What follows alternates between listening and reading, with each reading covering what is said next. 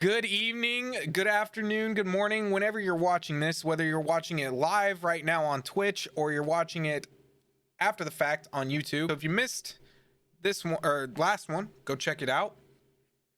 But if you're watching us live, we thank you so much for being here on this holiday season. We know that you guys are probably spending time with your family, probably, hopefully, and just spending time with your family and enjoying this season. So we're thankful and honored that you guys would spend some time with us during this time of the year. If you haven't already, follow the Twitch. If you haven't, like and subscribe on these videos. Help us get out. Share them with your friends. Give us some comments, some feedback. We'd really appreciate that to kind of help us out. Got some good things coming these next couple weeks. Next week on the 29th, which is Tuesday, so a week from today, we're going to be doing a special episode with a good friend of mine. His name's Brian. And we're going to be talking about soccer. So if that's not your big sport, understand completely, but hang out. It'll be a good conversation. We're going to talk about kind of where the Premier League is, which is considered one of the best leagues in the world, Champions League, and as their transfer window, which is kind of like free agency in soccer. It's a little bit different. They get two like free agency times of the year, basically. To transfer, trade players around and stuff like that. And we're coming up on the January transfer window. It's going to be a great conversation. I always really enjoy speaking with Brian and talking with Brian. We always have good conversations, and hope that you'll enjoy that as well. As you saw last week, we kind of talked about the NBA offseason a little bit, and we're going to be doing those predictions that first week when we get back tonight. Correct me if I'm wrong, Zach. Tonight is opening night for the NBA. Gonna be some good games on there as well tonight. Nets and Warriors are underway actually as we speak. Yeah, so it's gonna be a really good season. For basketball, it may look a little different without fans in the stands. Obviously, hopefully we can get back to that soon. But we're gonna be doing a full season prediction, kind of where we think who will be those playoff teams and where they'll end up, and then we'll also touch a little bit on college football a little bit and potentially start to ramp up with college basketball a little bit as well. And talking predictions for the NFL playoffs as we get closer and closer. But those are the next couple weeks. Right now, we've got a really good show for you guys tonight. We're going to spend some time talking about the NFL, or not the NFL. We're going to talk about the NFL, but college football playoffs. There's some drama if you live in the state of Indiana that Zach, I'm going to probably go on a rant about.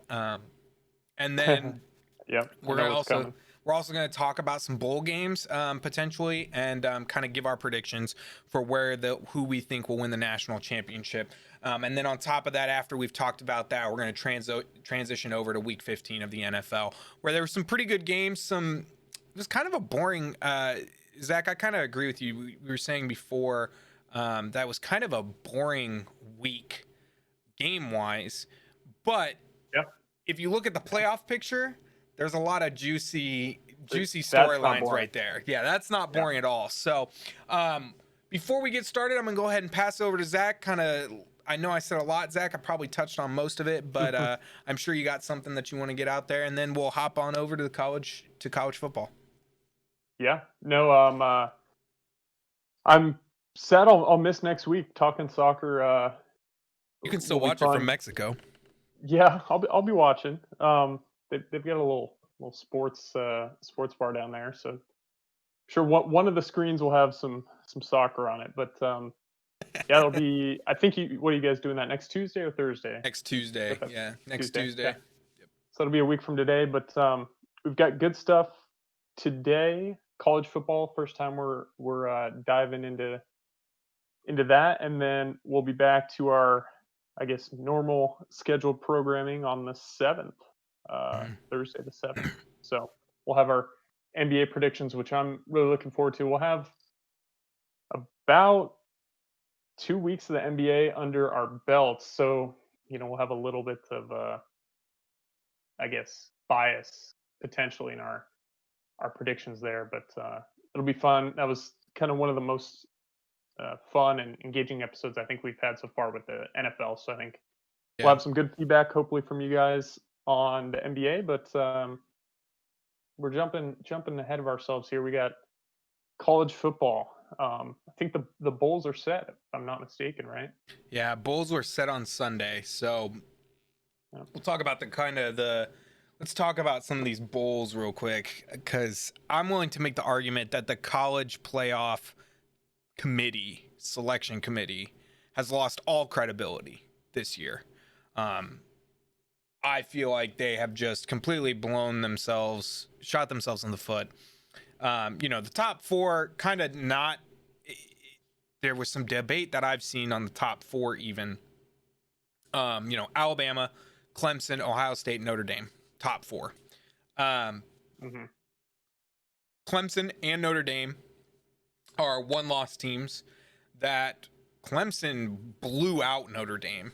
I mean, in the ACC championship game, blew them out. And you've got down at number 8 overall Cincinnati, who's 9-0, and then you've got a 6-1 IU team, Indiana University team, that beat 3 ranked schools this year, which, by the way, they've probably never done in their history of football. And they're ranked 11th.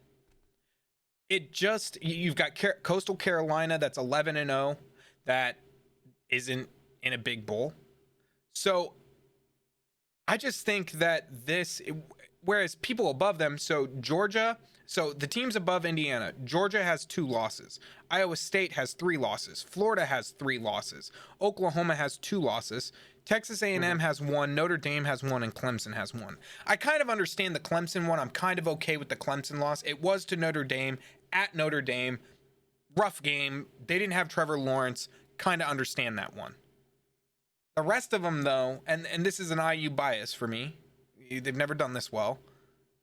But we didn't get a bowl game, a New Year's 6 bowl game. And UNC, Iowa State, Georgia, and Florida all got one. And we have a better rating. We have a better record than North Carolina, Ohio State, Georgia, and Florida. Now, Florida and Georgia are in the SEC. They have harder schedules than we do, theoretically. I get it. But we're talking Iowa State here. This is they lost to 2 ranked teams, 1, 2, 3 ranked games. And it leaves a bad taste in your mouth if you're a college football fan from my standpoint. And I feel like they lost credibility here. It seems like they're chasing the money. Whereas, yeah, I think that's a huge part of college football. Unfortunately, is what teams are going to produce the views and produce the money. But one thing that caught my eye, I don't know if you have any insight on this, but ESPN has a side-by-side of the college football playoff rankings and then the AP top 25. I know there's different, the AP and then the college football committee do their own rankings separately, and they take into account everything that they take into account and then come up with who's playing in what bowl game and who the top 4 are making the playoffs. But there's some large discrepancies in the, I would say 6 to, you got IU ranked 15 range in the AP 25. Mm-hmm. You've got IU at 7 and IU at 11 in the college football playoff ranking. I think that's the biggest discrepancy that I can see. But you've got 2 spots for Iowa State, 3-spot discrepancy for Florida. Coastal Carolina has 3 spots.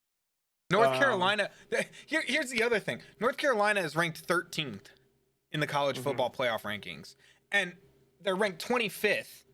Or sorry, they're ranked 14th in the top 25. But yet they're in the bowl game against which bowl game are they in? They're in a bowl game against Texas A&M, and IU's not. And that's confusing too. I was looking at the bowl game schedule. Why is this a recent change? But like Texas A&M is the number 5 team in the nation. Why are they playing the number 13 or 14 team? Why? That's a great question. There were a couple. There was maybe one I saw a top 10 team playing. I think it was Oregon, who's 25th. Yeah, Iowa State is 10th playing Oregon in the Fiesta Bowl. So some of the So bowls change with the playoff committee. Some of the bowls changed. So you've got, if you look, so the Rose Bowl and Sugar Bowl this year are the playoff semifinal games. Those rotate every year. So like I think last year it was the Fiesta Bowl and the Cotton Bowl were the two, and then they've got those automatic bid, quote unquote, for the conferences that get that's in. right.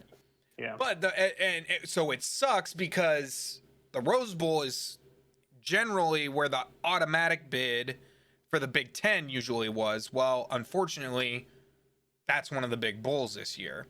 But Yeah. at the same time, you exclude Big Ten football teams altogether from the Big Six, whereas I think Iowa State isn't Iowa State a Pac-12 team. I don't believe so.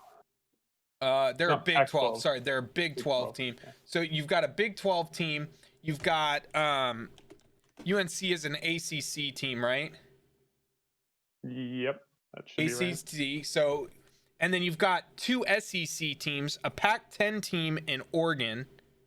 Sorry, you've got three SEC teams, two Big 12s because Oklahoma is a Big 12, and you've got Cincinnati. I don't actually know what Cincinnati is, division wise. So you've got three ACC teams, four SEC teams, one Big 10 team, two Big 12s, and one Pac-12 or Pac-10. It just infuriates me. Yeah. It infuriates me to none other.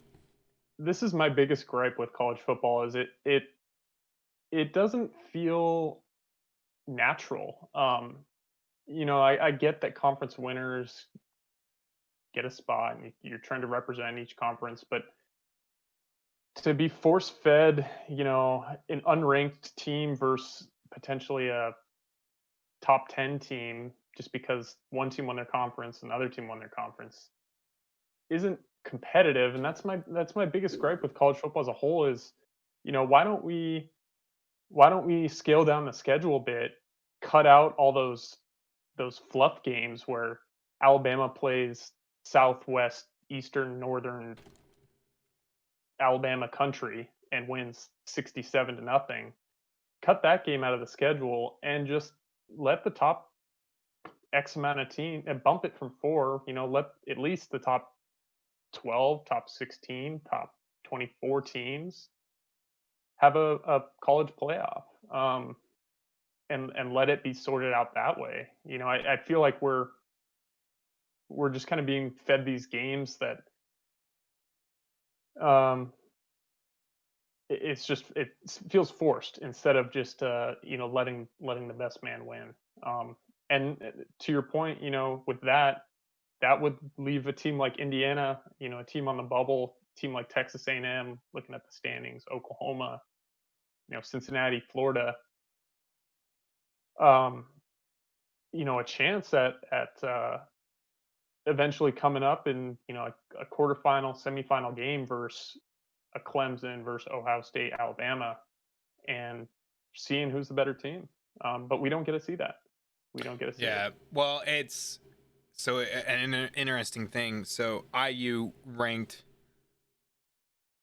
number 7 in the country by AP's top 25, and they're 8 in the coaches poll. Army's head coach, who had a vote, put them 5th. Notre Dame's head coach put them 8th. Their Navy's head coach put them 7th. Wisconsin put them 7th. Yeah. But the thing that sucks here, Dabo Swinney put them 14. So screw you. Iowa State's head coach got to vote. And then Northwestern and Michigan State had IU ranked 11th. Just getting screwed over by our own from that standpoint. And it's and why do we have these single sources, like a committee or a head coach committee vote on what teams should be ranked where they are. I mean, I don't think there's a big difference between ranking someone seventh versus eighth. They got to play it out to see who's the better team at that point. But we I don't get to see it in college football. You don't get to see that. I mean, So from my viewpoint, college football, this is the solution. Make it bigger. I think it should be 8 teams. mhm. Frankly, I think the playoffs should be 8 teams. Yeah, I would go even more than that, honestly. Well, but you got to think about, you have a 12-game season. Now you're But adding 8 teams. You're adding 4 more games to that. but Now they're don't playing have an NFL season. yeah, no, but don't have Alabama play. Who there was like 2 years ago they won a game like 80 something to 0, and Yeah. University of Washington plays Well, but think Seattle about it. U and like Eastern Washington. Those are Why- big game. Those are big games for those small schools, because think about how many Alabama fans travel to go to those games, and how much revenue there is for those schools. I mean, that's kind of the way that I look at those games, and that's what college basketball is about. Those small schools playing the bigger schools, is it's revenue for them generally, for those smaller schools, and it's generally to help them out, from what what I kind of see from that. But I don't disagree. I think that I could guess be a it's not solution. that just brings it back to again, it's money instead of having like the most competitive Yeah. template.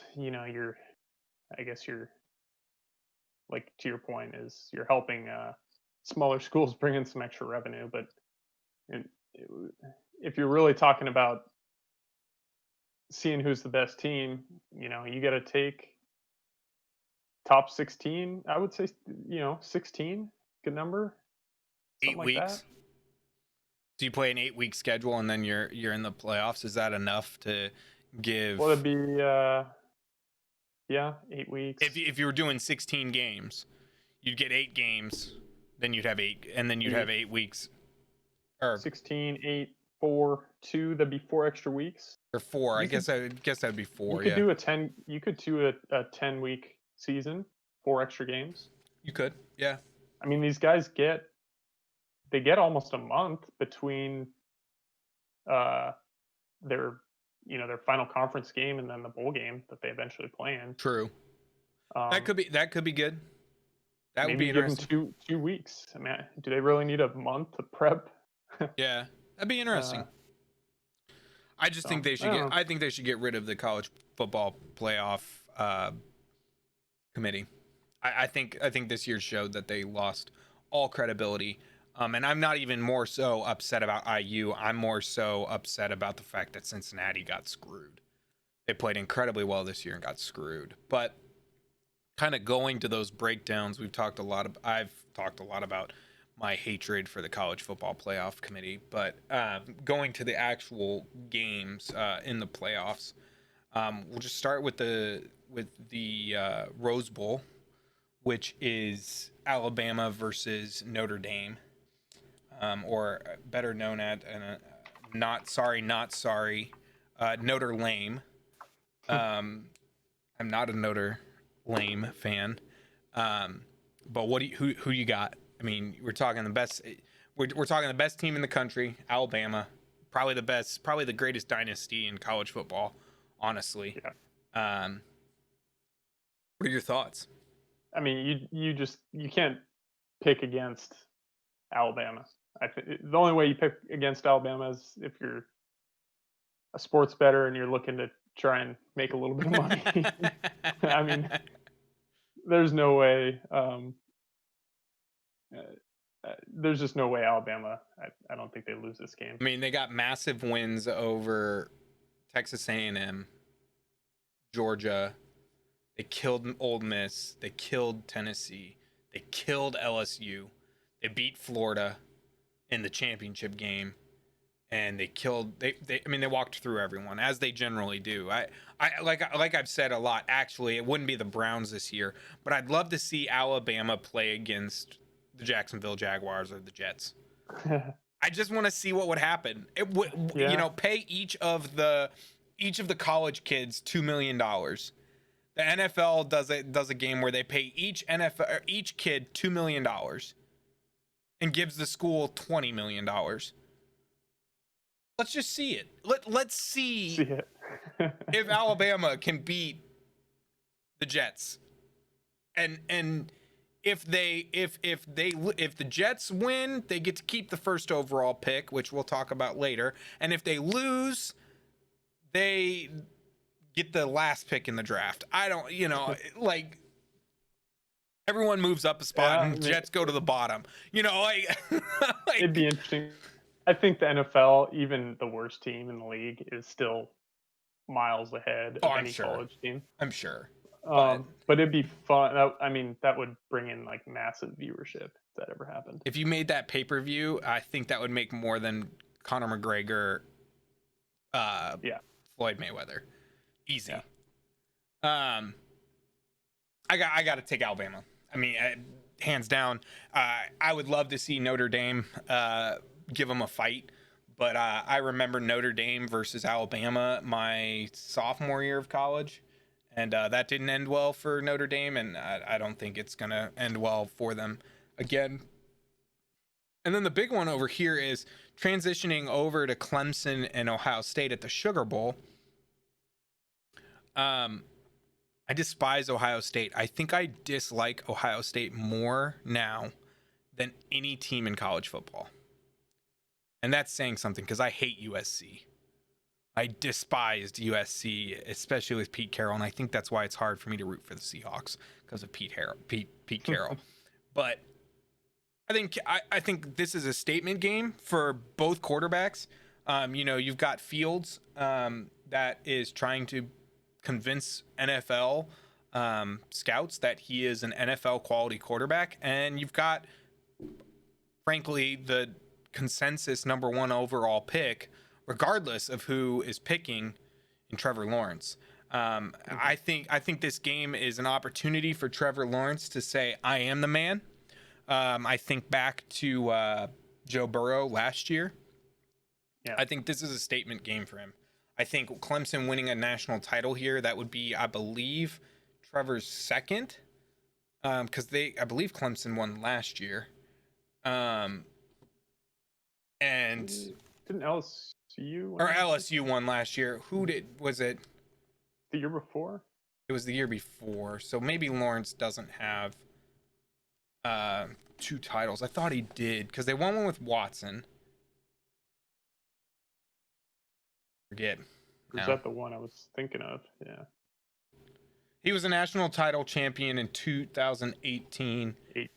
It was his freshman year behind Kelly Bryant on the depth chart, named Lawrence the starter after 4 games.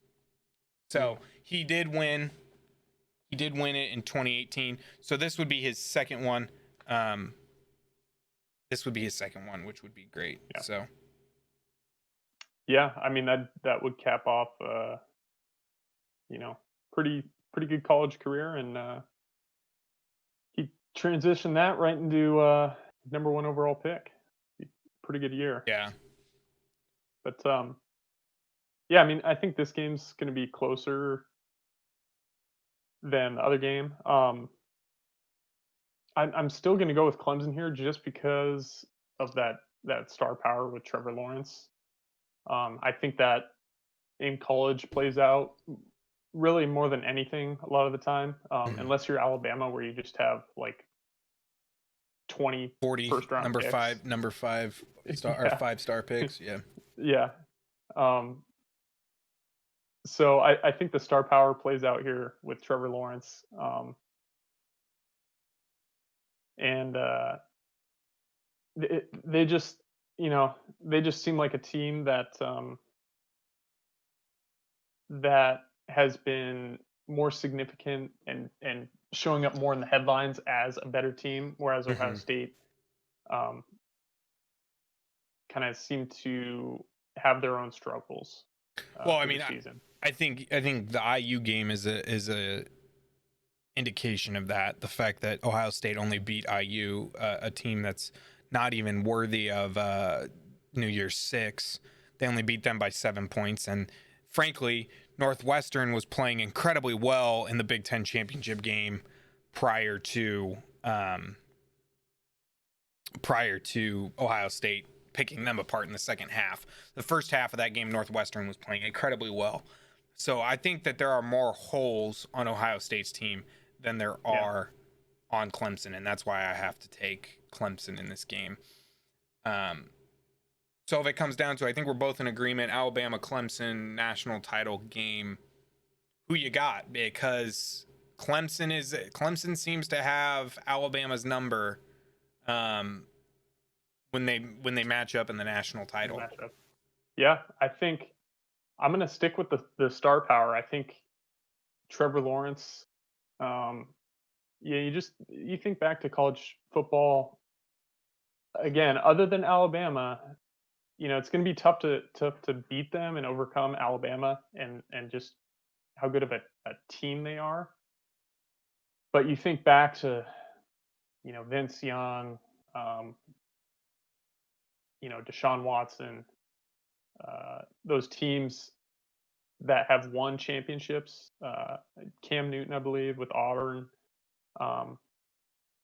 It just, you have that one star power, that one QB running back, or combo thereof, and I think Clemson has just that this year to knock off Alabama. I hate to say it, but I got to pick Alabama here. I think the star power that you talk about with Trevor Lawrence, multiply that by 21, and you have the star power of Alabama. I think Trevor Lawrence is is going to be a good quarterback in the NFL. I think he's a lot more talk than people want to think he is. I'm not sure he'll come in and take over the league like Patrick Mahomes or Deshaun Watson has done. I think he's going to be a good quarterback, don't get me wrong. But I think it'll take him maybe a little bit of time just because of the teams he's going to be drafted to. But on the other hand, you've got Mac Jones, a quarterback from Alabama who's kind of played under the radar a little bit this year, but has played really well. He's got a 75% or 76% completion rating for 3,739 yards with 32 TDs and 4 interceptions. He's had a surprisingly a sneaky good year. I think I think he has a lot to prove. He is a junior, so he's looking to go to the NFL. So I think he understands that a big year or a big college playoffs, you could be looking at him being a first-round quarterback. Didn't do a whole lot in years previous, but I think he's got an opportunity here to take the bulls by the horn and set his future up. And so I don't know. I feel like Trevor Lawrence he hasn't shown this in the past, but I feel like he could potentially coast through this, knowing that more than likely he's going to be the number 1, number 2 overall pick. And he's got a big paycheck coming. Sure, he wants to win. He's a competitor. He wants to win that national title.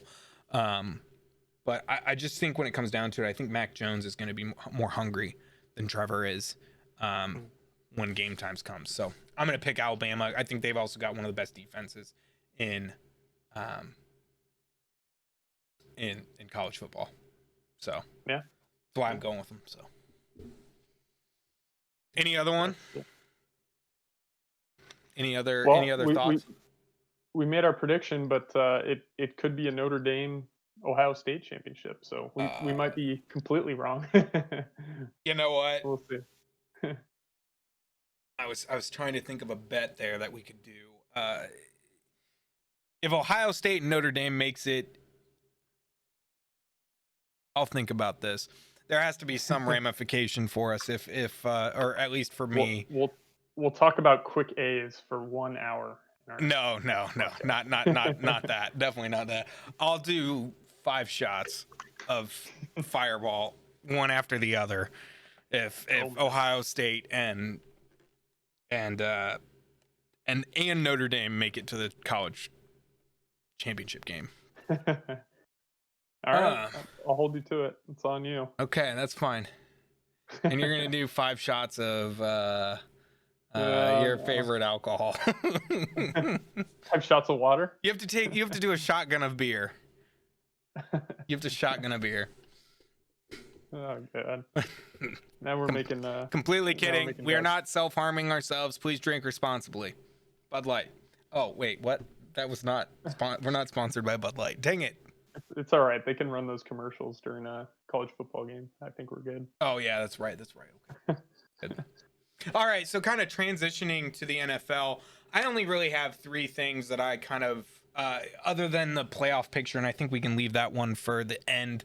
I only have three games that I really I've, I've got thought 3 about. as well, so I wonder. We might have 2. I'm gonna guess we have 2 of the same. Maybe we might. We'll see. We'll see. First one I'm going to talk about, I think we should talk about, is the Los Angeles Chargers and Las Vegas Raiders, and just the complete explosion and crumbling to the ground that the Raiders have shown over the last couple weeks. They are, I think they've lost their last 5. And 72 might be. Yeah, I think that's they right. lost their last 5. And they're just not, they started out well. We thought, hey, this team is going to be a playoff team.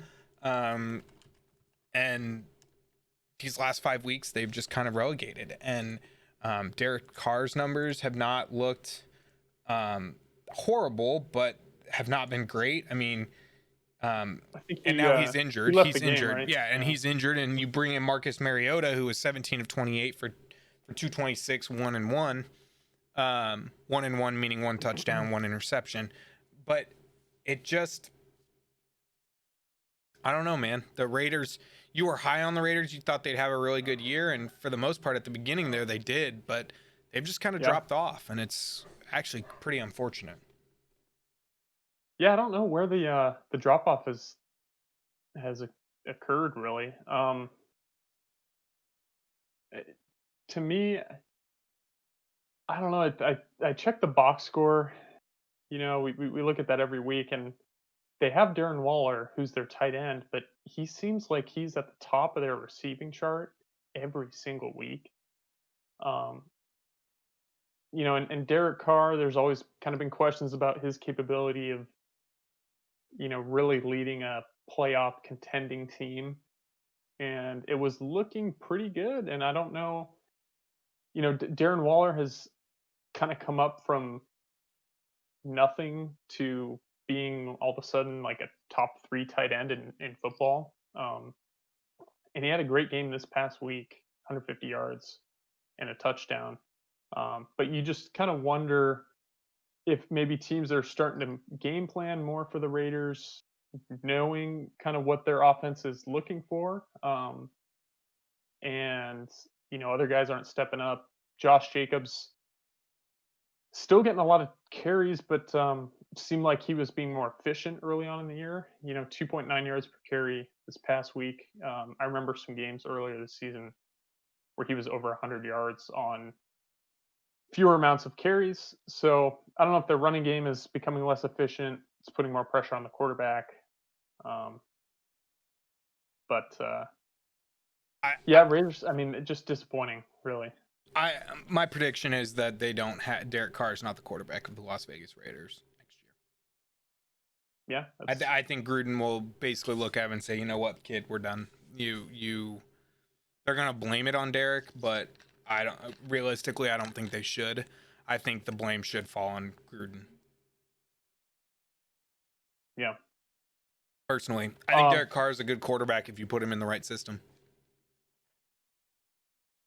Yeah, I feel like he's had so many chances though, with different offensive coordinators, with different head coaches. I think he's going to be approaching his 30th birthday here March early 28th. Next year. Yeah, so I don't know. I don't know where the Raiders are going to slot in the draft and what kind of quarterbacks are going to be available, but I could see a situation where they draft someone, maybe Derek Carr's the starter heading into next season, and they they start thinking about handing the reins over. Um, Yeah, so it, I don't know. I I mean, Derek has remained relatively healthy. He's averaged 65, almost 65% completion rating, and he's averaged a 92 QBR. So, I mean, frankly, if he's available and is cheap, I wouldn't argue if the Colts went after him. I think yeah, like I said, I think in the right system, Derek Carr can be a Super Bowl winning quarterback. I really do believe it. Unlike his brother David, who sucked in Houston for however long he fleeced them for. He got sacked. He's been sacked a lot over his career. He's been sacked 190 times over a 7-year career. That's a lot of times. You give him a good offensive line, you give him good weapons, and give him good play calling. I really do think that he could be a Super Bowl winning quarterback. I just do. yeah, I don't think he's a quarterback that a team can just trot out there with any sort of defense and special teams and say, go win me a Super Bowl. But I think he can be part of a team, maybe like the Colts, who are more well rounded, have a good defense, a solid receiving corps, now a good running game with Jonathan Taylor and Mm-hmm. Naheem Hines.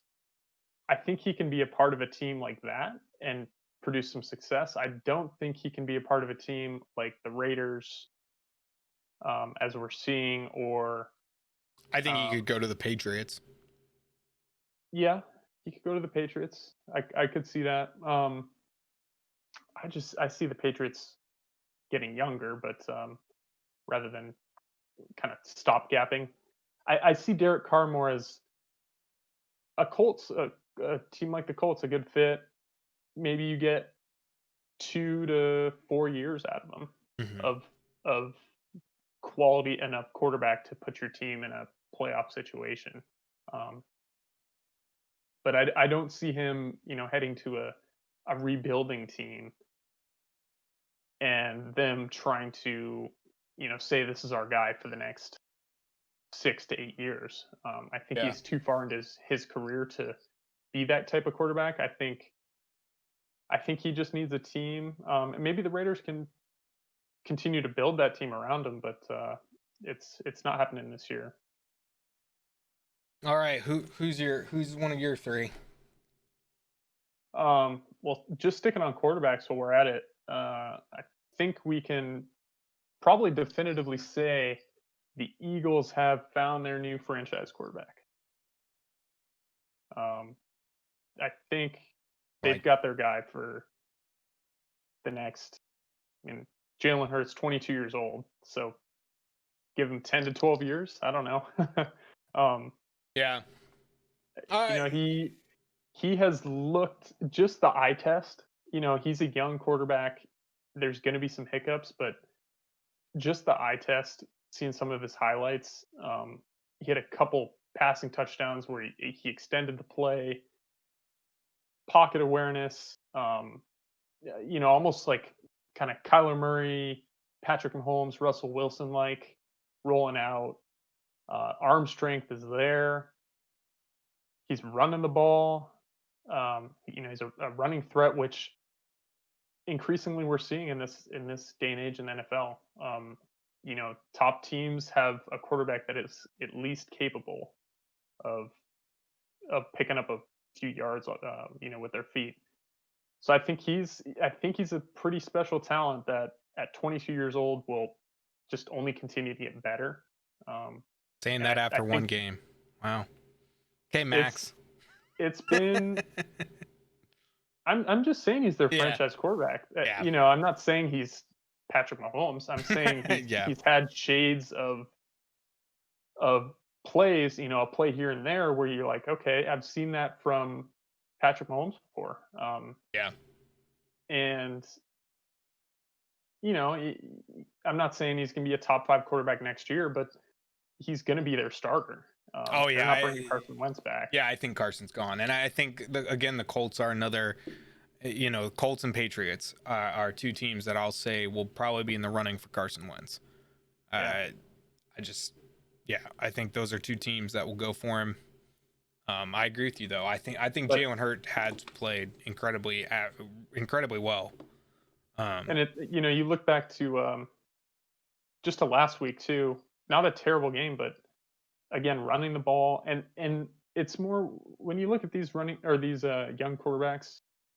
Um, the question is always consistency because, like you said, it's been one, two. I think what did he come in 3 games ago? Maybe like halfway through that game. Um, so it hasn't been long, but when you see shades of things that you would see from Russell Wilson, Kyler Murray, Patrick Mahomes, that's when you just ooze at the potential of the quarterback, and that's Yeah. all you can ask for in the NFL. You're not looking at um, a Joe Flacco or a insert old quarterback here, like a Nick Tom Brady. Foles. Yeah, and looking at that oozing potential of what he could become consistently. Yeah. Um, but when you get those instances with a guy like Jalen Hurts, and you're like, all right, let's see if we can piece this together week to week, and then next year piece it together for 10, 12, 14 games, and then the year after that piece it together for 16 games, and all of a sudden you got pretty good quarterback. So Be interesting to see if I agree with you. I think Jalen is going to have a good career. I think that you're going to see him only get better. The question will be: Doug Peterson going to be his yeah, head the coach? team around him.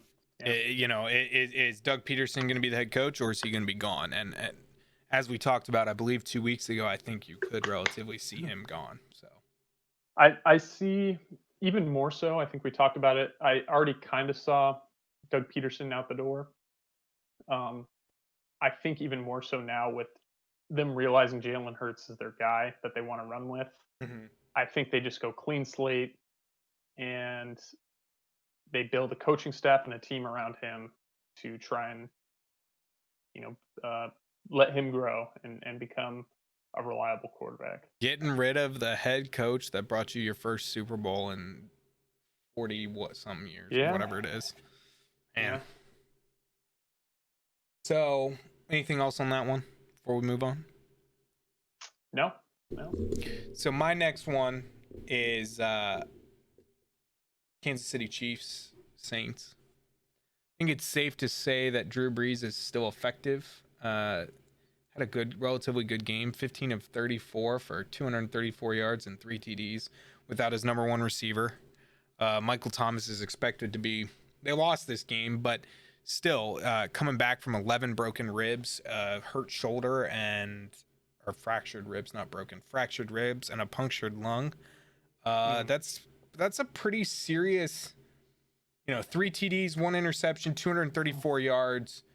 It's pretty solid. You gotta be happy if you're a Saints fan to have him come back without his best receiver, and that's what you get back. And yeah. it was a shootout. It was an absolute shootout between Patrick Mahomes, who didn't do much better than Breeze, and basically the way I look at it is if you can get your defense to get you the ball, this tells me that Drew Brees can still win in this league. And if they can get Michael Thomas back for the playoffs, I think they've got a real shot of making a run in the playoffs. Will they be the number one seed? No, they'll be the number two. But I really do think they have a good opportunity here as long as they can get Michael Thomas back by the playoffs. Yeah, I did see they're resting him. I think preemptively for the rest of the regular season Yeah, to get him healthy for the playoffs. So he should be good to go. And oddly, both these guys were the passing efficiency was like thrown out the window in this game. It looks like yeah. um, under Drew Brees under 50% and Mahomes Patrick almost under just over. 50%. Yeah. Yeah, but there was a couple encouraging highlights I saw from Drew Brees on some deep balls that he threw downfield. Um, airing it out, and it makes you think, just how limited he was early in the season because of these injuries.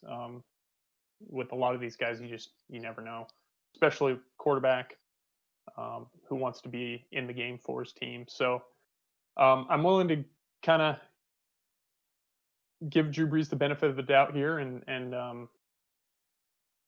after seeing some highlights, kind of, if you're a Saints fan, you're more encouraged than if he were to come back after this injury and throw some you know floaters down the field, basically.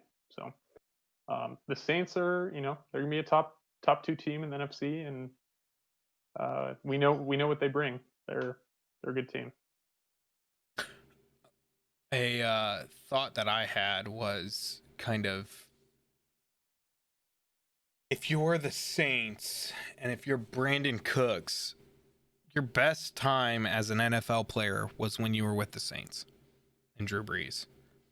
Mm-hmm. Do you try and get Drew Brees to talk to Brandon Cooks into opting out of his money at Houston?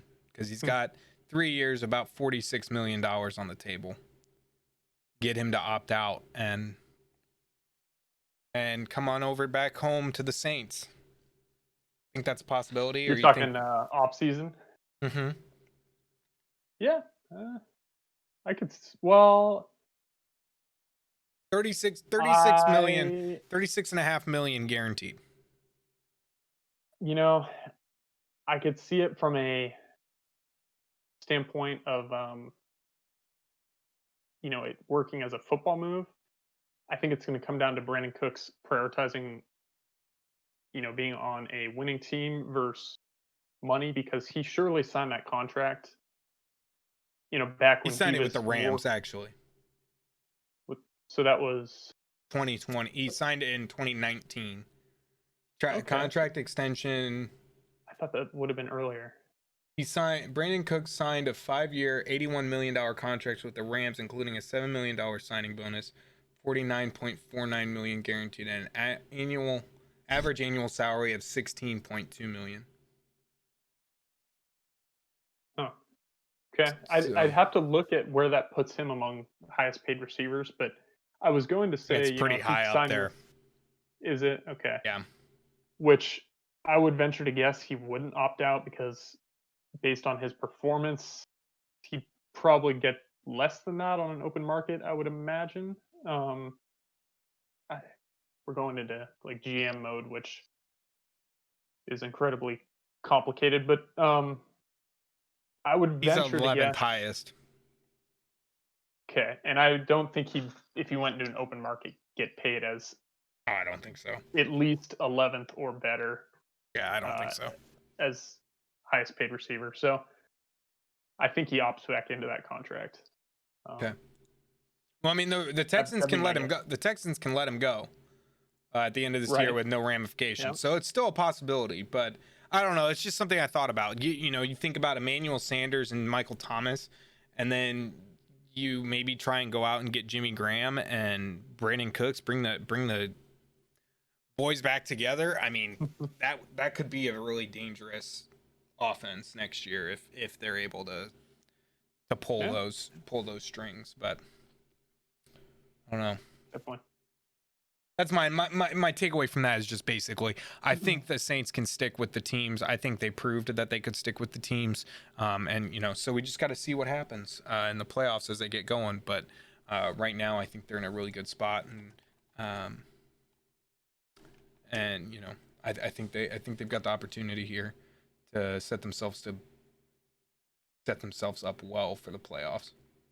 Right. What's your next one? Got two more. I'm guessing one, maybe even both are on your list. Steelers, big one. We've touched on this for, I think. I figured you'd talk about it, so I didn't put it on mine. I think 3 weeks. This will be 4. Now. I think they'll be in 4 weeks. 4 weeks in a row that we talked about. This is 4 weeks in a row because we touched on them when they were 11-0. Anyway, I think their true colors are showing. We've talked about their cakewalk schedule up until this point, and I think I my bold prediction, I could see them falling all the way to. Let me pull up the standings here, but I could see them falling. Oh, I don't think they make the playoffs. Well, okay, was that your bold That was prediction my last bold week? prediction. I don't think they make the playoffs. Okay. So my bold prediction isn't bold then. I was just gonna drop them to you know, I was gonna have Cleveland win the division, which puts Pittsburgh at probably the 6th seed. Yeah, I don't think they win the division. All honestly, Yeah. I don't think I don't think they win the division. I think the Browns will win the division, and I don't think they make the playoffs. I think they're going to be the, Trev was talking about this earlier, right? But I don't think they make the playoffs. I don't. I think that they will be I could completely out of see. the playoffs. Well, who's so they play the Colts and then they play the Browns. Browns. So They had to win. could They had to win. They had to win against the Bengals. they could be 11-5 If the when it's all Colts said win, and done. if the Colts win one, if the Titans lose to the Packers, and then they win their final one, they're 11-5. If the Colts they hold, and then I don't know who holds the tiebreaker between. I think they hold the tiebreaker over the Colts. Then there's the possibility Yeah, they do. that if the Colts are 11-5, but we beat the Pittsburgh Steelers, they are theoretically, they could be out of the playoffs, and we could take their spot. And then if Miami loses, they could be, there's a possibility that the Colts can still stay in, and the Ravens can come in, and the Steelers are out. The Steelers and Ravens basically just trade places. Yep. If the Colts win this week, if the Mm-hmm. Colts win this week against the Steelers, which I think is frankly possible because we're playing some of our best football right now. That would also count. That would. I still see the Steelers in. But how? The Ravens have, I believe, the Ravens have the tiebreaker over them. Do they? I mean, they have to. I see the Steelers over Baltimore, and I see the Dolphins. So I see the Ravens as the odd man out. Steelers are going to drop to. But if they lose both games, I don't think they get in. And I don't think they're going to beat the Colts. And I don't think they're going to beat the Browns. They have to lose both games, and then Baltimore has to win both games and hold the tiebreaker, which we need to confirm, for the Ravens to out the Steelers. So if they hold the tiebreaker, then that's possible. But that also requires 0-2 and 2-0 from the Ravens. So head-to-head, if applicable. So head-to-head, so they're 1-1 there, okay? So best one-loss tie percentage in the division. So AFC North division. 1 loss. They traded wins. Okay. So the conference, what's their conference record? Why won't they just give me what the conference? 8-2 Pittsburgh conference. 6-5 Baltimore conference. So Steelers hold the tiebreaker over them. So okay, then the Ravens are out. So the only way the Ravens get in is if they beat out Miami. That's the only way. Or if the Colts choke, or Indy or Cleveland. God help me if the Colts choke. Yeah, we touched on this at the beginning. This AFC, basically like 4 through 7 and 8 they could all change. I mean, theoretically, the Raiders can still make the freaking playoff, if I remember right. Yeah. So, like, Yeah, It's we're gonna just have to watch this one. We'll touch on it. Well, I think it'll all be just about set and done when we get well, it'll be the when we playoffs get when we back. get back. Yeah, Yeah. but I So mean, yeah, it's just blows my mind, man. Blows my yeah, mind. it's gonna be a fun finish for that AFC. Really, 3 through 9.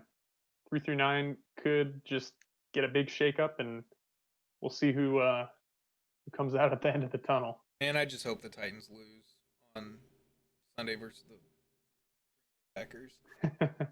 Oh, I hope the Colts win. I hope Titans lose, and I hope, frankly, I hope the Ravens lose to the Jaguars because that would be. I would love to not have to deal with Trevor Lawrence twice a year for the next. Yeah, yeah. Even if the Jaguars are structurally deficient. Well, that was my last topic. I don't know if you had that for the last one. What the The Jets Jets. winning? Yeah. Yeah. What morons? Like you go this whole season, you're like I know you don't want a defeated season, but Yeah. you had one job. If They I'm a yeah Jets they fan, picked they're crushed. they picked a bad week to pull out the pride win, Yeah, like the self pride win. Um, they still have a chance, I guess, but as of right now, as it stands, they're number 2 in the draft. and they So will remain there. There's no way that they.